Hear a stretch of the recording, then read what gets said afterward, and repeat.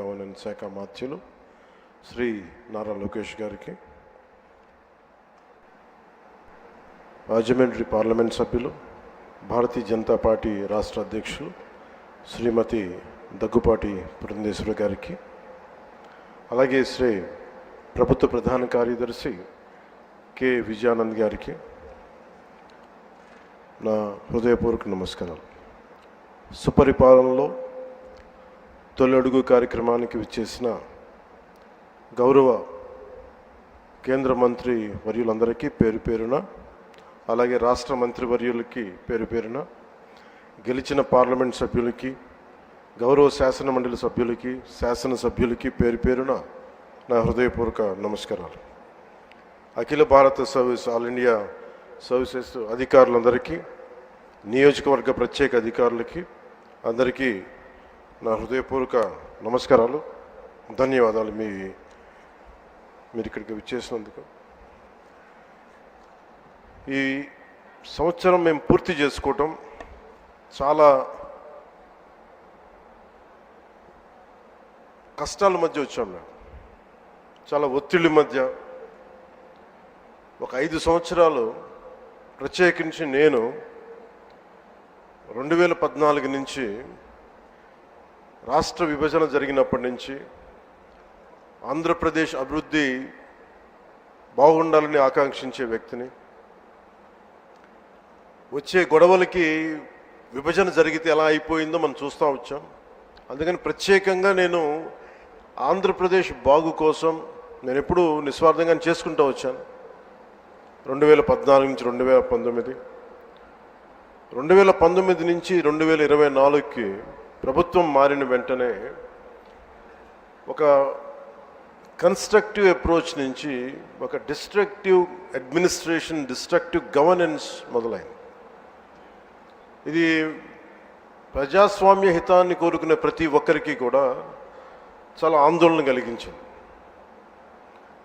ఈరోజు మేము గౌరవ ముఖ్యమంత్రి గారి నాయకత్వంలో సాధించినవన్నీ చెప్పబోయే ముందు అసలు ఈ పరిస్థితికి ఎలా వచ్చాం, మీకు కూడా ముఖ్యంగా అధికారులు ఉన్నారు, గౌరవ శాసనసభ్యులు ఉన్నారు, ఒకసారి మనం గుర్తుకు తెచ్చుకోవడం చాలా చాలా అవసరం.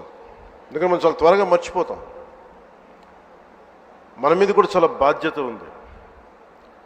అవన్నిటినీ ఒకసారి గుర్తు తెచ్చుకొని మళ్ళీ మనం వచ్చే సంవత్సరానికి ఇంకెంత బాగా చేయగలం అన్న దానికోసం మీకు తెలియజేస్తున్నాను. మమ్మల్ని అందరినీ ఎంత ఇబ్బంది పెట్టారంటే, ఒక సగటు మనిషి దగ్గర నుంచి దేశం మొత్తం ఆయన ఆలోచనల్ని ఆదర్శంగా తీసుకొని పాలసీ మేకింగ్ అయ్యే ఒక దశాబ్దాల అనుభవం ఉన్న, సుదీర్ఘమైన అనుభవం ఉన్న ఒక ముఖ్యమంత్రి గారి, ఒక తెలుగుదేశం పార్టీ నాయకుడు శ్రీ నారా చంద్రబాబు నాయుడు గారి స్థాయి దాకా గత ప్రభుత్వ పాలకులు ఎంత ఇబ్బంది పెట్టారంటే ఇంకంతా ఇంతక ఎంత వికృతంగా తయారయ్యారంటే, ఏదైనా మాట్లాడాలంటే భయం. అధికార వ్యవస్థ ఒక భయం గుప్పెట్లో చిక్కుకుపోయారు. నేను అడిగేవాడిని చాలామంది అధికారులు, ఎందుకు మీరేం మాట్లాడలేదని. నాకు అర్థమైంది ఏంటంటే, మేము వచ్చిన తర్వాత నిజంగా రాజకీయ వ్యవస్థ కానీ బాధ్యతతో లేకపోతే అధికార యంత్రాంగం కూడా ఏమీ చేయలేదు, నిస్సహాయంగా చూస్తూ ఉండడం తప్ప అనేది మేము చూసాం, అనుభవంలోకి వచ్చింది. ఇక నన్నైతే ఏ స్థాయిగా గౌరవ ముఖ్యమంత్రి గారిని ఏ స్థాయి ఇబ్బందుల్లో పెట్టారో మీరు అందరూ తెలుసు, మీ అందరికీ. కానీ నన్నైతే నాకు అనిపించేది, వైజాగ్లో, విశాఖపట్నంలో 24లో 23 ఆఖరిలో ఎలాంటి ఇబ్బందులు పెట్టా, మీరు రోడ్ల మీదకి రావడానికి కూడా ఇబ్బంది పడేవాళ్ళు. వస్తే అరెస్టులు. ఈ స్థాయి, వీటి మధ్యలో అసలు భవిష్యత్తు కనిపిస్తుందా అని అనిపించింది నాకు. అసలు ఆంధ్రప్రదేశ్కి వెలుగు అనేది వస్తుందా? ఇలా భయం గుప్పిట్లోనే బతకాల? వాళ్ళ ఇష్టానికి చట్టాలు, ఇష్టాలకి బెదిరింపులు, నోటికి ఏది వస్తుంది మాట్లాడటాలు, ఇవన్నీ చూసిన తర్వాత ముఖ్యంగా ఇక్కడ చాలామంది ఉన్నతాధికారులు అందరూ ఉన్నారు, నియోజకవర్గ అధికారులు ఉన్నారు, శాసనసభ్యులు మీరందరూ ఉన్నారు. కాబట్టి అది జరగకుండా కనుక కూటమి ప్రభుత్వం రాకుండా కనుక ఉండుంటే ఎలా ఉండేది ఆంధ్రప్రదేశ్ని ఒకసారి మన అందరం కూడా ఒకసారి ఆలోచించాలి వన్స్న. ఎందుకంటే మేమందరం కూడా గౌరవ ముఖ్యమంత్రి గారి దగ్గర నుంచి లోకేష్ గారి దగ్గర నుంచి ఎవ్వరం కూడా ఏదో ఒక నెపం గొడవ పెట్టి ఏదో ఒకలా ఇబ్బందులు పాలు చేసి ఇబ్బందులు పెట్టడానికి, జైల్లో పెట్టడానికి అలాంటి స్థాయిలోకి వచ్చేసారు. ఏదన్నా మాట్లాడదామంటే రౌడీ మూకలు, నిస్సహాయతతో కూడిన అధికారులు, లేదా వంతపాడే అధికార యంత్రాంగం, వీటన్నిటి మధ్యలో విలవిల్లాడిపోయింది రాష్ట్రం. ఏదైనా మాలాంటి వాళ్ళం వచ్చి మాట్లాడి చెప్దామంటే మమ్మల్ని అలా ఇబ్బంది పెట్టలేదు, మా కుటుంబ సభ్యులతో సహా. వీటన్నిటి నేపథ్యంలో ఎన్డీఏ ప్రభుత్వం, సుదీర్ఘమైన అనుభవం ఉన్న చంద్రబాబు గారి నాయకత్వంలో తెలుగుదేశం పార్టీ, భారతీయ జనతా పార్టీ, జనసేన ఇవన్నీ కలిసి కూటమి ప్రభుత్వాన్ని ఏర్పాటు చేయడానికి, నిలబెట్టడానికి ముఖ్య ఉద్దేశం ఒక సుపరిపాలన అందించాలి, అడ్మినిస్ట్రేషన్ విత్ అన్ అకౌంటబిలిటీ, ఒక రెస్పాన్సిబిలిటీ తోటి ముందుకెళ్ళాలి అన్న ఉద్దేశంతో మేమందరం ముందుకు వచ్చాం. ప్రజలు దాన్ని గుర్తించారు, ఆదరించారు. ఈ ప్రభుత్వానికి, ఈ కూటమి ప్రభుత్వానికి అండగా నిలబడ్డారు. ఆంధ్రప్రదేశ్ ఇప్పుడు స్వర్ణాంధ్రప్రదేశ్ దిశగా అడుగులు వేస్తుంది. ఈ మార్పు తీసుకురావడానికి ఒక యుద్ధమే చేయాల్సి వచ్చింది. ఆ పోరాటానికి ఫలితం వచ్చి ఏడాది పూర్తయింది. చీకటి నుంచి వెలుగులోకి ఇప్పుడిప్పుడే వస్తున్నాం. ముందుగా రాష్ట్ర ప్రజలకి తెలుగుదేశం, భారతీయ జనతా పార్టీ, జనసేన కూటమికి అద్భుత విజయాన్ని అందించిన రాష్ట్ర ప్రజలకి ఈ సుపరిపాలనకి ఏడాది వచ్చిన సందర్భంగా మేము మీకు ప్రత్యేకంగా కృతజ్ఞతలు తెలియజేస్తున్నాం. రాష్ట్ర ప్రజల రుణం తీర్చుకునేందుకు గౌరవ ప్రధాని శ్రీ నరేంద్ర మోదీ గారి మార్గనిర్దేశకత్వంలో, పాలనలో అపార అనుభవం కలిగిన గౌరవ ముఖ్యమంత్రి శ్రీ చంద్రబాబు నాయుడు గారి నాయకత్వంలో కూటమి ప్రభుత్వం నిరంతరాయంగా కృషి చేస్తూనే ఉంది. ఒకవైపు కుదేలైన ఆర్థిక వ్యవస్థ, అస్తవ్యస్త విధానాలతో ఉన్న ఈ నడిపిన ప్రభుత్వాన్ని తిరిగి గాడిని పెట్టడానికి గౌరవ ముఖ్యమంత్రి గారి అపారమైన అనుభవం మా అందరికీ ఎంతో బలాన్ని ఇస్తూ ఉంది. అలాగే గౌరవ ప్రధానమంత్రి శ్రీ నరేంద్ర మోదీ గారు కేంద్రం నుంచి అందిస్తున్న సహాయ సహకారాలతోటి, ముఖ్యమంత్రి గారి పాలనా దక్షతతోటి, మంత్రివర్గ సహచరుల మద్దతుతోటి స్వర్ణాంధ్రప్రదేశ్ విజన్ 2047 వికసిత్ భారత్ లక్ష్యాల సాధన దిశగా ముందుకు వెళ్తూ ఉంది. ఈ మధ్యనే మనం 11వ అంతర్జాతీయ యోగా దినోత్సవం సందర్భంగా గౌరవ ముఖ్యమంత్రి శ్రీ నారా చంద్రబాబు నాయుడు గారి నేతృత్వంలో ఎన్డీఏ కూటమి ప్రభుత్వం విశాఖపట్నంలోని బీచ్ రోడ్లో 3 లక్షల పైచిలుకుతో మందితో నిర్వహించిన యోగాంధ్ర కార్యక్రమం ప్రపంచ రికార్డు సృష్టించింది. అలాగే రాష్ట్ర ప్రభుత్వ పథకాల్లో నేను చాలా సందర్భాలు అడిగేవాడిని ముఖ్యమంత్రి గారిని. ఎలక్షన్ సమయంలో మనం ఈ సూపర్ 6 ఇలాంటివన్నీ ఎలా చేయగలం ఏంటని మాట్లాడితే ఆయన ఎప్పుడు కూడా అనేది ఏంటంటే, డెవలప్మెంట్తో పాటు మనం వీటిని ఏవైతే ప్రజలకు అవసరమైతే ఉన్నాయో అవి కూడా ఇవ్వాల్సిందే మనం అని చెప్పేసి, ముఖ్యంగా ఆయన 3,000 దాకా ఉన్న పెన్షన్ని ఆయన రాగానే 4,000కి పెంచగలిగారు.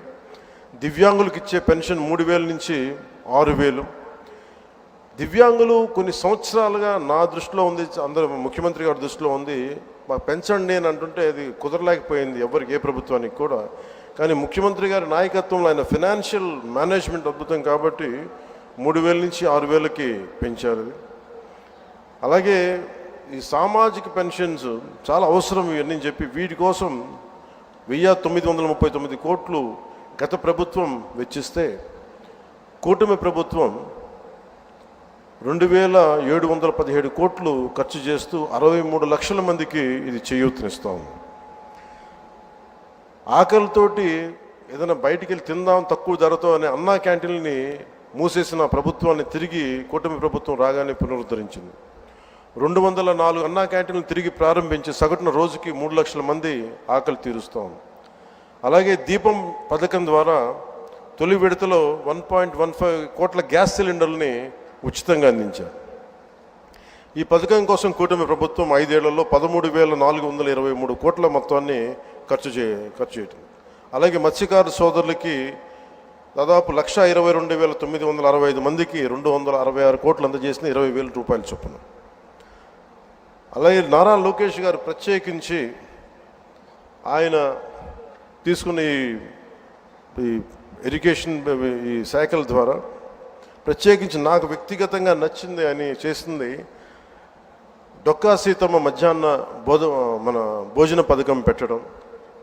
ఎంతసేపు ప్రభుత్వ పథకాలకి గత ప్రభుత్వంలో ఆయన పేర్లు పెట్టుకోవడం, వారి పేర్లు పెట్టుకోవడం కంటే కాకుండా ఎవరైతే సమాజానికి ప్రేరణగా ఉన్నారో అలాంటి వారి పేర్లు పెట్టడం మనస్ఫూర్తిగా సర్వేపల్లి రాధాకృష్ణన్ గారి మన కిట్స్ స్కూల్ కిట్స్ అందించడం, ఇలాంటి చాలా రెవల్యూషన్ నిర్ణయాలు తీసుకున్న నారా లోకేష్ గారికి నా ప్రత్యేకంగా నా ధన్యవాదాలు తెలియజేస్తాను. ఇట్స్ క్వైట్ ఇన్స్పైరింగ్ అనిపించింది.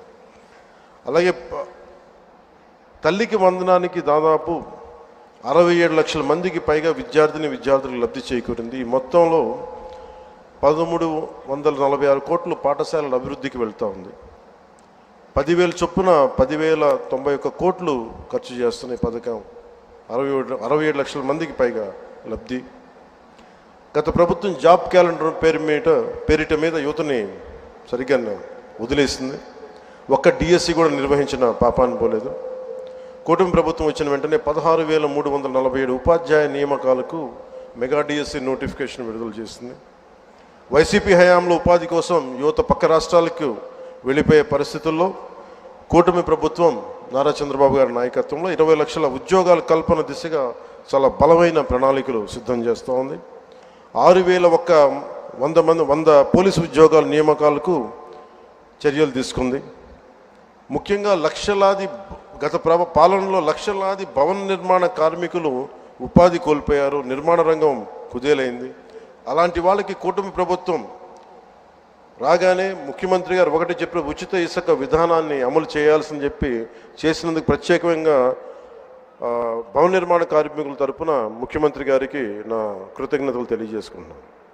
ఏడాది కాలంలో బ్రాండ్ ఏపీని పునరుద్ధరించడం ద్వారా 9.4 లక్షల కోట్ల పెట్టుబడుల్ని ఆంధ్రప్రదేశ్ ఆకర్షించింది.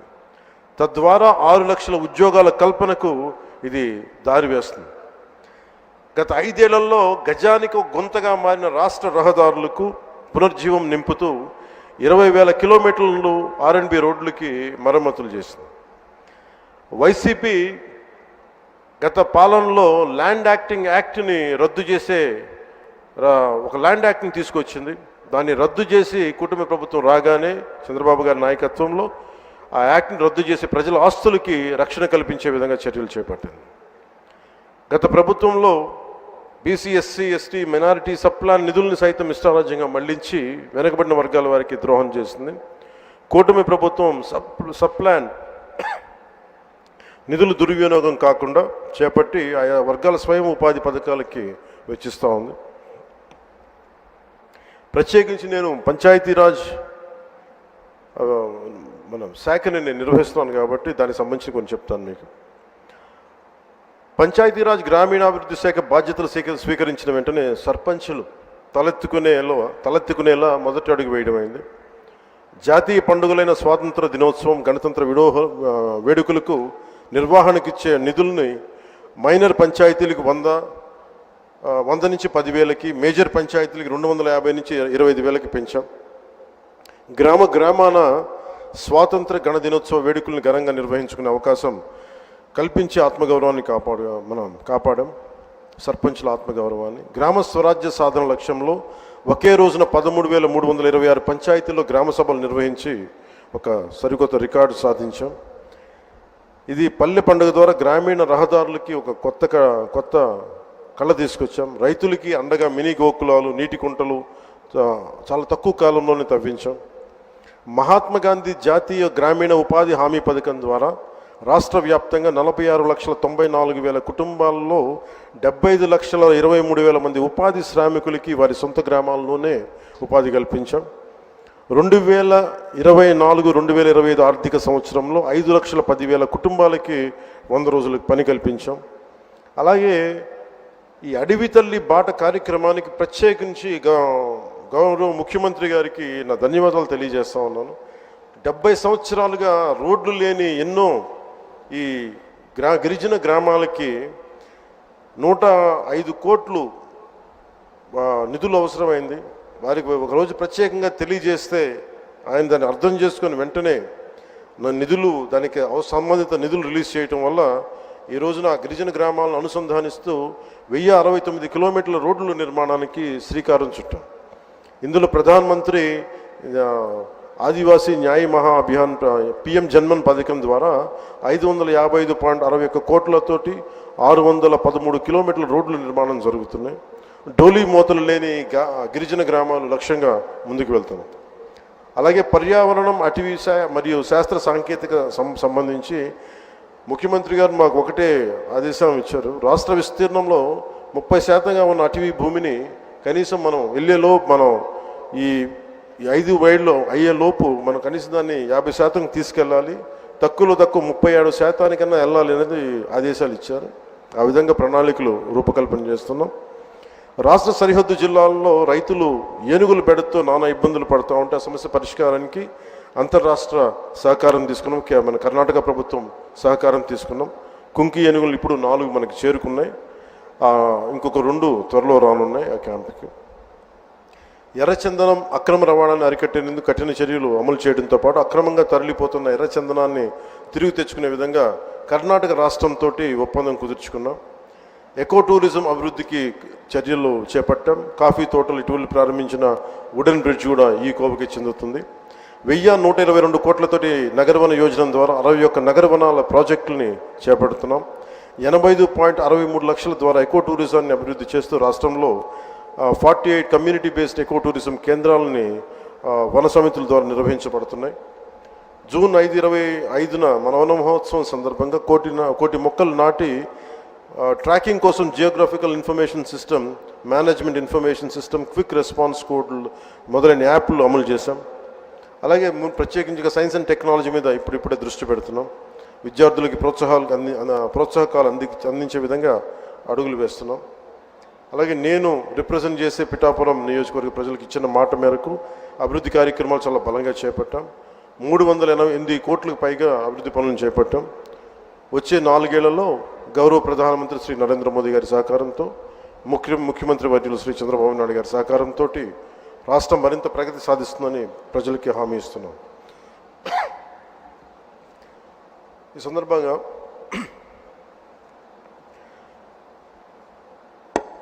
సరైన ఎంత రెలవెన్స్ నాకు తెలియదు, కానీ గత ప్రభుత్వ పాలకులు అధికారంలో లేకపోయినప్పటికీ కూడా, ప్రతిపక్షంలో కూడా వారికి అంత బలం లేకపోయినప్పటికీ కూడా వారి రౌడీజం కానీ, వారి అసాంఘిక విధానాలు కానీ, వారి ఎనార్కిస్ట్ అప్రోచ్ కానీ ఏమాత్రం మారలేదు.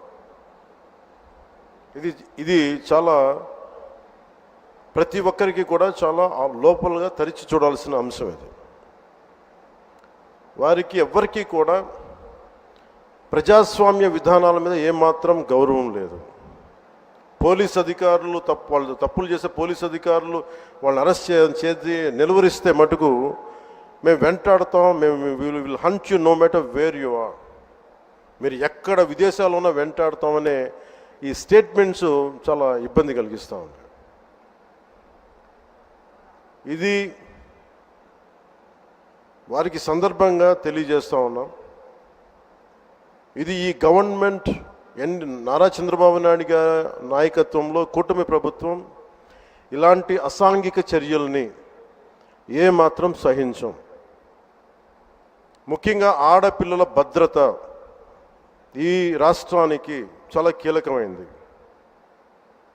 వీటికి ఆడపిల్లల భద్రతకు సంబంధించిన కానీ, ఎనార్కిస్ట్ అప్రోచ్ కానీ, రాష్ట్రంలో ఉంటే ఏమాత్రం సహించే విధానం ఈ కూటమి ప్రభుత్వానికి లేదు అనేది మీ అందరికీ చాలా ప్రత్యేకంగా మేము తెలియజేస్తున్నాం. వారికి కూడా బెదిరించే వాళ్ళకి ఈ సందర్భంగా ఒకటే తెలియజేస్తున్నాం, గొంతుకులు కోస్తాం, కుత్తుకలు కోస్తాం, ఇలాంటి నినాదాలకి భయపడే వాళ్ళం ఎవరూ లేము ఇక్కడ. అలాంటివన్నీ చూసే మిమ్మల్ని మీలాంటి వాళ్ళని ఎదుర్కొని ఇక్కడ దాకా వచ్చాం. ఇలాంటి పిచ్చి బెదిరింపులు కానీ పనికి మాలిన బెదిరింపులు కానీ దయచేసి చేయకండి. తాటాక చప్పులకి ఇక్కడ ఎవరు భయపడేవారు లేరు. ఇంకా సంస్కారం ఉంది కాబట్టి, మాట మీద గౌరవం ఉంది కాబట్టి ఇంకా చాలా పద్ధతిగా మాట్లాడుతున్నాం. ముఖ్యంగా అధికార యంత్రాంగం అందరికీ, right from constituency level to the state level, my appeal to all the officials, make sure you give us implement the good governance. ముఖ్యంగా లా అండ్ ఆర్డర్కి సంబంధించి మటుకు కరప్షన్ లేని విధానాలతోటి ముందుకెళ్లాలని మనస్ఫూర్తిగా కోరుకుంటా ఉన్నాం. అలాగే ఏ విధమైన ఇబ్బందులు కలిగించినా, చాలామందికి ఒక ఆలోచన ఉండొచ్చు, మళ్ళీ ఆ ప్రభుత్వం వస్తే ఏమవుతుంది, ఆ ప్రభుత్వం రావట్లేదు. ఇది ఎందుకు చెప్తున్నానంటే, ఇది I want to give you confidence, I want to empower you. ఎందుకంటే మేమందరం ఇంక సహించడానికి సిద్ధంగా లేము. ఇక్కడ ఈ కూటమి ప్రభుత్వం తక్కువ మేము మాట్లాడుకుంది 15 నుంచి 20 ఏళ్ళు ఉండాలి. ఎందుకు అనుకున్నామంటే, ఆంధ్రప్రదేశ్ వికసిత్ ఆంధ్రప్రదేశ్గా ఉండాలి, వికసిత్ భారత్లో భాగంగా ఉండాలి. అంటే ఈ ఐక్యత చెడగొట్టే పరిస్థితుల్లో నేను లేను, ఎవరం కూడా లేము. అలాగే ఇది గత ప్రభుత్వ పాలకులు కూడా ఇది గుర్తుపెట్టుకోవాలి. మీరు కనుక ఇలా అలాగే ప్రత్యేకించి రోడ్ల మీదకి వచ్చి బ్యానర్లు పట్టుకొని గొంతుకులు కూసేస్తాం, సినిమాలు చెప్పడానికి చాలా బాగుంటాయి ఇవి. నేను సినిమాల నుంచి వచ్చిన వాడిని, సినిమాలు చెప్పడానికి చాలా బాగుంటాయి. నిజ జీవితంలో అవి నమ్మి మోసపోకండి. కాలు మక్కిలు ఇరకొట్టు కింద కూర్చోబెడతాం. జాగ్రత్త, పిచ్చి వేషాలు వేయకండి ఎవరు కూడా. ఇవి సరదాగా ఉండే విషయాలు కాదు ఇవి. శాంతి భద్రతలను ఏమాత్రం క్షీణిస్తే చిన్నపాటిది కూడా సహించం. మీకు బలంగా తెలియజేస్తాను ప్రజలందరికీ కూడా. పిచ్చి మాటలు మాట్లాడకండి ఎవరు. సరదాగా లేం మేము ఇక్కడ. చాలా దెబ్బలు తిని వచ్చాం ఇక్కడ దాకా, చాలా దెబ్బలు తిని వచ్చాం. 5 స్టార్ హోటల్స్లో ఉన్నా కానీ రక్షణ లేని పరిస్థితిలో ఉండేది. రోడ్ల మీదకి లాక్కొచ్చి మహిళలను కూడా వీళ్ళు జైల్లో పెట్టిన వ్యక్తులు. అవన్నీ తట్టుకొని నిలబడ్డామంటే ఇంకా మేము సంస్కారంగా ఉండాలి. With the constitutional guide lines, with in the frame work of law ఉండాలి. కాబట్టి చాలా పద్ధతిగా మాట్లాడుతున్నాం. అనవసరంగా రెచ్చగొట్టకండి ఇవన్నీ ఇలాంటి మాట్లాడి. నేను తమిళనాడు సభలో కూడా చెప్పాను. అదేంటంటే సాధు మిరండాలు కాడు కొళ్ళాదంటే, సజ్జనుడు కోపం వస్తే అడవి కూడా ఆపలేదనేది. అలాగే మాది మంచి ప్రభుత్వం. నారా చంద్రబాబు గారి నాయకత్వంలో ఉన్న కూటమి ప్రభుత్వం మంచి ప్రభుత్వం, మెతక ప్రభుత్వం కాదు. ఇది సమర్థవంతమైన ప్రభుత్వం, అభివృద్ధి చేసే ప్రభుత్వం, కానీ మెతక ప్రభుత్వం కాదు. ఇది పిచ్చి వేషాలు వేస్తే తొక్కి నారా తీస్తాం, గుర్తుపెట్టుకోండి. ఇది సంస్కారం ఇది సభకి కరెక్ట్ కాకపోయినా చెప్తున్నాను ఇది. ఎందుకంటే మేము చాలా దెబ్బలు తిని వచ్చాం కాబట్టి మళ్ళీ ప్రజల్లో భయాందోళన చేద్దామని పిచ్చి వేషాలు వేస్తే ఏ మాత్రం ఉపేక్షించాం. అధికారులకు కూడా మేము అదే అప్పీల్ చేస్తున్నాం. మీరు దయచేసి any anti constitutional, any anti government, please kindly take care and make sure you implement the law. Make sure it should be with in the legal framework. Thank you. జై హింద్, జై భారత్.